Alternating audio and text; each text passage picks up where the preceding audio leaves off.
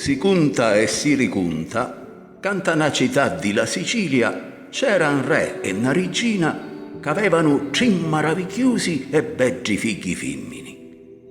Li più grandi erano graziosi, ma non avevano niente di chi spartire con Pissichi, la figlia più nica, che aveva una spirlucenti e limpia bigizza che non si poteva descrivere con parole umane e non si ne trovavano di giusti manco per poterla lodare.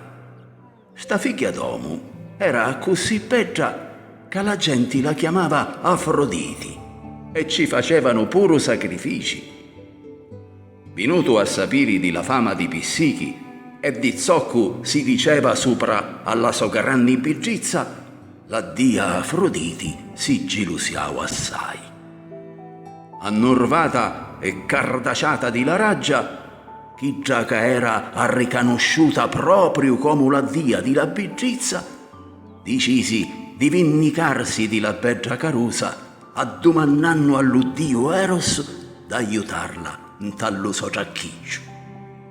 I giù avessi dovuto farla innamorare di nome Lario, moscioso e di nugia importanza ed essere così cummicchiata di vergogna per sta relazioni. Ma l'uddio Eros sbagliò la mira e con la sua freccia colpiù lo suo stesso peti. A così, al loco di farla innamorare di nome Lario e privo d'ogni valore, il giustisso si innamorò dispiratamente.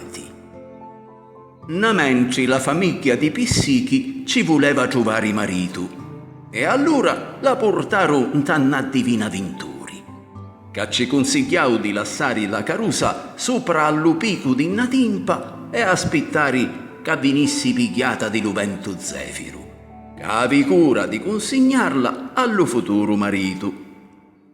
Giovento Zefiro era proprio lo dio Cupido, che s'arrobava a Pissichi e si la portava a muccioni di somaggi Afroditi in tallo suo palazzo d'oro e d'argento, senza però spalisare a Pissichi la sua identità. Infatti Pissichi credeva di essere la sposa di Nomu e di essere sovrumano Lario e crudili, già chi mai poté avvidere lo suo aspetto. Infatti si inconciava qui giù solo di notte e all'oscuro.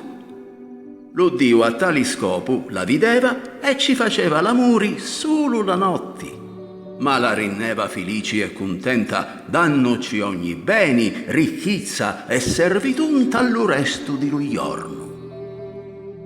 L'isoro di Pissichi la iero a cercare e quando vistoro unni già stava e com'era servuta e riverita come una regina, si caricaro d'invidia. Cupido l'aveva avvertuta a Pissichi: stai attenta al tesoro, a zocco fanno e dicono. Ilgi non sono sinceri e ti fanno male se tu non ti sai a difendere di la sua malvagità. Se mi tradisci, mi perdi per sempre. Pissichi lo rassicurò, promettendo di stare attenta e che non avessi mai rischiato di perdere per sempre l'amore e le carezze di la notte che ci dava suo marito. E a così conciao li sotin tesoro, che invidiosi di ella l'ancitaro subito di ieri contro a suo marito, dicendoci che Giomo o Dio che era, essendo tanto Lario, ella l'aveva prima di tutto a vedere in talla faccia e poi ad ammazzare in tallo sonno e a libertarisi a così di l'incantesimo che la teneva prigioniera in taggio palazzo tutto d'oro. Pissichi non si seppe decidere subito, si senteva venire meno la forza e lo coraggio, ma poi, cotturiata di lisotinti e invidiosi soro e nucicata di la crudeltà di lo suo stesso destino, s'armò di un ammulato cuteggio e di una ciaccula occhio e io a vedere la faccia di lo suo amante. Era convinta che appena io avessi visto la luce che ci faceva spalisare la sola idizza all'occhi di suo mucchieri, avessi fuggito lontano di già per sempre, scumparenno di la sua vita. Allora Pissichi, sentennusi l'audacia di nomu, impugnau l'arma, grapiu la tenna unni durmeva Eros e appena la ciaccula alluminau lu lettu e potti vidiri la chiù duci e affabili di li criaturi, bloccau di colpo la mano e ammucciau l'arma. Lu so amanti era Cupidu. Lo visti e ristau fulminata di la sua splinnenti biggizza. Era incarosìgiu a cussichinu di musia che la biggizza di Lusuli non ci faceva speci. Aveva li capiggi leggermente rizzi che facevano profumo d'ambrosia, tutti biunni, encizzati con la giauru, con fittucci e attaccaghi d'oro. Ci scindevano un tallo coggio delicato e commigliavano parti di li fussetti e lo colorito rusciano. E ancora pinnevano un tanna parti sopra alla fronti e un tanna parti sopra gli spaggi. Aveva un corpo liscio come alla seta e di colori persico, formato di maravigliosi lineamenti. Possideva pure l'ali dentro agli spaggi che riposavano come a iggio. Erano spirlucenti come agli stiggi e parevano riflettere una e milli vamparicchi. L'ali erano chiusi, ma la punta di lipinni si muoveva continuamente, pronti a satari se ci fossi stato di bisogno. Era un Dio rilucenti e maraviglioso, di lo corpo impastato di stiggi. Anzi, il giustisso era una stiggia e di natali biggizza di ristari annorvati. Pissichi, che scopriu lo vero aspetto di Eros e rompiu lo tabù di la sua invisibilità, arriconosciu un ta Eros non un Eros fora di Idda che sta dormendo, ma un Eros interiori, lo so vero amanti e lo so vero Dio. Insomma, ha riconosciuto Dio sia l'aspetto superiore di lo Dio, sia che giù inferiori di l'amanti.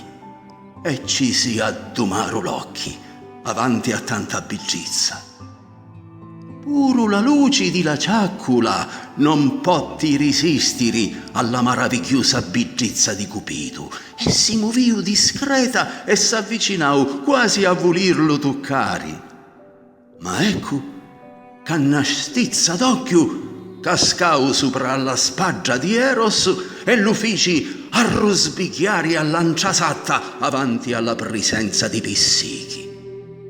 Eros ristavo a così deluso di lo comportamento di Pissichi da arrivare ad abbandonarla in ta giustisso istanti.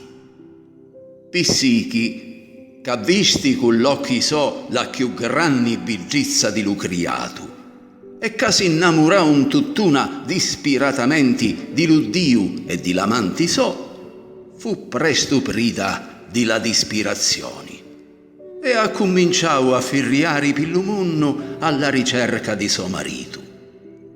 Trovau unni e ghebara unna e ci bisunna, ma non ha trovau mai allo so Cupido. Vinciuta, sinni io ad addumannare aiuto a tutti gli dei che ci desiro a scuto, ma chi si, per non nimicari sia ad Afroditi, si rifiutaru di darici aiuto.